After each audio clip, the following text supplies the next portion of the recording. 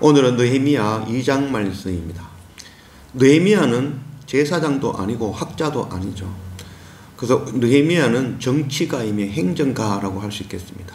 1차 기환한 스룹바벨은 하나님의 성전을 완공하는 일을 하였다면 2차 에스라는 하나님의 말씀으로 그들을 양육하고 기르는 그 일을 하였고, 이 3차 느헤미야는 자기가 가진 그 행정 능력, 정치 능력을 통하여 이 바사의 아닥사스다 왕의 도움을 얻어 그것으로 예루살렘의 성벽을 재건하는 일을 행하였습니다.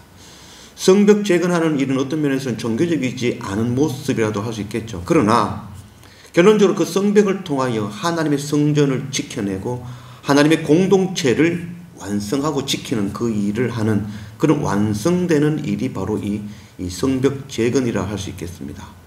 그래서 하나님의 나라, 하나님의 의를 구하며 나아가는 데 있어서는 모든 것들이 합력하여 하나님의 나라와 의를 완성해 가는 것이죠. 교회를 건축하는 일, 교회를 개척하는 일도 중요하고, 또한 그 교회 공동체를 양육하는 일도 참 중요하지만, 행정적으로 정치적으로 그 공동체를 보호하고 먹이고 입히는 그런 일도 참 중요한 일이다 할 수 있겠습니다. 모두가 목사일 수 없고 선교사일 수가 없죠.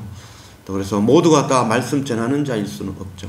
그 누군가는 또 자기가 맡은 일에 충실을 다해서 그것을 통해서 교회를 지키고 양육하는 그런 일도 감당해야 되는 것이죠. 목사도 선교사도 성직이지만 직업을 가지고 자기 맡은 자리에서 열심을 다하는 그것 또한 성직이라고 할 수 있는 것이죠. 문제는 무엇을 바라보느냐는 것이죠. 하나님의 나라와 의를, 복음 전하는 일, 선교, 그것 바라보며 자기가 맡은 자리에서 최선을 다하여 그것으로 그 하나님의 나라를 바라본다면 그 일이 바로 성직이 되어지는 것입니다. 열심히 직장에서 돈을 벌었지만 그 돈으로 내가 평생 먹고 살 일, 거기에 집중하고 그것 바라보는 사람이라면 그 직업이 결국 성직이라고는 할 수 없겠죠. 내가 무엇을 하든 어떤 상황에 있든 나의 목적, 내가 바라보는 것은 하나님의 나라, 하나님의 의라는 것. 그래서 우리 모두가 성직이 되어서 우리 모두 연합하여 하나님의 나라와 의, 복음 전하는 일에 집중해낼 줄 아는 그런 성직을 가진 우리 모두가 되어지기를 원합니다. 오늘 느헤미야 2장 1절 말씀. 아닥사스다 왕 제20년 니산월에 왕 앞에 포도주가 있기로 내가 그 포도주를 왕에게 드렸는데 이전에 내가 왕 앞에서 수심이 없었더니 왕이 내게 이르시되 네가 병이 없거늘 어찌하여 얼굴에 수심이 있느냐, 이는 필연 네 마음에 근심이 있음이로다 하더라. 그때에 내가 크게 두려워하여 왕께 대답하되 왕은 만세수를 하옵소서. 내 조상들의 묘실이 있는 성읍이 이제까지 황폐하고 성문이 불탔사오니 내가 어찌 얼굴에 수심이 없사오리까 하니. 느헤미야 1장에서는 이 아닥사스다 왕 20년 기르스월에 이 느헤미야의 동생 하나니를 통하여 예루살렘이 황폐하였다는 그 소식을 접하게 되었죠. 오늘 말씀에서는 니산월, 아닥사스다 왕 20년 니산월이라고 이야기하고 있습니다. 기르스월은 유대 원력으로는 9월달, 오늘날 태양력으로는 12월달이 되어지고, 또한 니산월은 이 유대 원력으로는 1월달이지만 오늘날 태양력으로는 4월달이죠. 터키에서는 4월달을 지금도 동일하게 니산이라고 이야기합니다. 그래서 니산월은 지금 오늘날엔 4월달이죠. 그것도 유대 원력으로는 7월달부터 이제 또다시 6월달까지가 1년으로 보고 있죠. 그래서 같은 바로 아닥사스다 20년 때의 이야기이며 4개월이라는 시간이 지나서 드디어 이 느헤미야가 자기의 행정 능력과 정치 능력으로 어떻게 이 예루살렘 성벽을 재건할 것인가를 구상하고 왕께 나아갔다라고 할 수 있겠습니다. 오늘 보면은 얼굴에 수심이 가득하여 아닥사스다 왕 앞에 술 들이는 관원장으로 나아갔다라고 말씀하고 있죠. 그때 왕이 네가 왜 얼굴에 수심이 가득하느냐 그 말을 듣고 그가 크게 두려워하였다라고 말씀하고 있습니다. 술을 맡은 관원장은 바로 이 왕의 생명과 직결되어지는 자죠. 그래서 안색이 달라지면 그 자체가 바로 죽음이 되어질 수 있는 아주 절체절명의 그런 상황이죠. 어떤 면에 있어서는 느헤미야가 고의적으로 일부러 수심이 가득하게 왕께 나아갔다라는 그런 해석도 되어지지만, 만일 정말 그런 다른 마음을 품고 작전하여 왕을 속이겠다는 마음으로 왕께 나아갔다면 결단코 이 일은 이루어지지 못할 것입니다.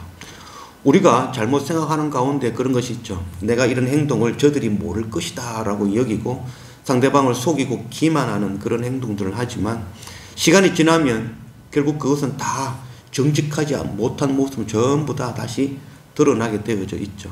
그래서 하나님의 자녀, 하나님의 백성으로서 우리는 다른 사람들 기만하고 속이려는 자들이 아니라 정직함으로, 솔직함으로 하나님의 말씀 들고 나아가는 그런 우리가 되어지길 원합니다. 또한 이 왕이 대답할 때 네가 무슨 문제가 있냐, 왕이 그만큼 이 느헤미야를 신뢰한다라는 그런 모습을 알 수 있겠죠. 그때 이 느헤미야의 대답이 조상들의 묘실이 지금 모두 허물어졌어, 그것 때문에 제가 슬퍼합니다 라고 이야기합니다. 조상들의 묘실이 무너진 것이 아니라 성벽이 무너진 것이죠. 그러나 그 당시에는 죽은 자를 숭배하는 그런 일이 있었던 것이죠. 바로 창세기 23장 17절 말씀, 막물의 악 막벨라에 있는 에브론의 밭, 곧 그 밭과 거기에 속한 굴과 그 밭과 그 주위에 뚫린 모든 나무가 성문에 들어온 모든 해쪽 속이 보는 데서 아브라함의 소유로 확정된지라. 아브라함의 아내 사레가 127세로 죽자 그때 이 아브라함은 막벨라 굴과 그 지역에 있는 땅을 돈을 주고 사게 되어지죠. 그 당시에 이들은 이방인들에게 절대로 땅을 팔지가 않은 상황이죠. 그러나 그들이 죽은 자를 매장하기 위하여서 땅을 달라 할 때는 그 죽은 자를 숭배하는 그들의 입장에서는 그 땅을 내어줄 수밖에 없었던 것이죠.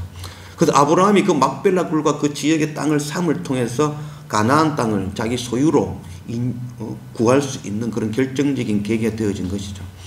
이 느헤미야는 행정가이며 정치가이죠. 성벽이 무너졌지만 그 성벽보다는 또한 이 왕의 묘실들, 우리 선조, 조상들의 묘실이 허물어졌다라는 그 이야기를 통하여 이 아닥사스의 마음을 움직이고, 그를 통하여서 이 조상, 이 죽은 자를 숭배하는 마음을 일으켜 도움을 구하게 되는 그런 모습이라 할 수 있겠습니다. 4절, 왕이 내게 이르시되 그러면 내가 무엇을 원하느냐 하시기로 내가 곧 하늘의 하나님께 묵도하고 왕에게 아뢰되 왕이 만일 좋게 여기시고 종이 왕의 목전에서 은혜를 얻어 싸우면 나를 유다 땅 나의 조상들의 묘실이 있는 성읍으로 보내어 그 성을 건축하게 하옵소서 하였는데, 그때에 왕후도 왕 곁에 앉아 있었더라. 왕이 내게 이르시되 네가 몇 날을 다녀올 길이며 어느 때에 돌아오겠느냐 하고 왕이 나를 보기에 좋게 여기시기로 내가 기한을 정하고, 내가 또 왕에게 아뢰되 왕이 만일 좋게 여기시거든 간서쪽 총독들에게 내리시는 조서를 내게 주사 그들이 나를 용납하여 유다에 들어가기까지 통과하게 하시고, 또 왕의 살림 감독 아삽에게 조서를 내리사 그가 성전에 속한 영문과 문과 성곽과 내가 들어갈 집을 위하여 들보로 쓸 제목을 내게 주게 하옵소서 하며 내 하나님의 선한 손이 나를 도우심으로 왕이 허락하고. 아닥사스다 왕은 전적으로 느헤미야를 신뢰하는 그런 모습을 보여줍니다. 그를 예루살렘에 보내지만 언제 돌아올 것이냐, 이런 모습을 보면 그만큼 이 느헤미야를 사랑하고 신뢰하는 그런 모습을 보여주고 있죠. 자기가 죽으면 죽으리라는 마음으로, 이 에스더의 그런 마음으로 아닥사스다 왕 앞에 나아가 간구하는 그 간구하기 전에 이 아닥사스다 왕이 무엇을 원하느냐, 내가 무엇인지 해주겠다. 당시에 아닥사스다 왕은 전 세계를 대표하는 가장 큰 왕이라 할 수 있겠죠. 그가 주는 것은 무엇이든지 구하면 얻을 수 있는 그런 상황이라고 할 수 있겠습니다. 그때에 느헤미야는 하나님께 묵도하고 세상에 그 구하지 아니하고 하나님의 나라, 하나님의 의를 바라보며 그가 구한 것이 하나님의 성전, 하나님의 공동체를 구할 그 성벽을 재건할 수 있는 힘을 내게 주십시오. 그 도움을 내게 주십시오라고 간구하였고, 이 아닥사스다 왕은 그것을 후히 주었다라고 기록하고 있습니다. 또 특별한 것은 이 느헤미야는 이 바사에서 예루살렘을 돌아올 때에 군대 장관의 도움과 마병들의 도움을 얻어 호의를 받아 돌아오게 되어지죠. 이 반면에 에스라는 이 바사 왕의 도움을 구하는 것을 부끄러워하였죠. 하나님만 의지한다고 하는 사람이 세상의 병력, 세상의 힘을 의지하는 것을 부끄러워하고 금식하며 나아갔죠. 그러나 느헤미야는 그와 반대로 이 왕의 도움, 호위 군사를 통하여 이 돌아오는 모습을 보여주죠. 두 모습 다 하나님 앞에 거룩한 모습이라고 할 수 있겠죠. 그 목적이, 방향이 가장 중요하다고 할 수 있겠습니다.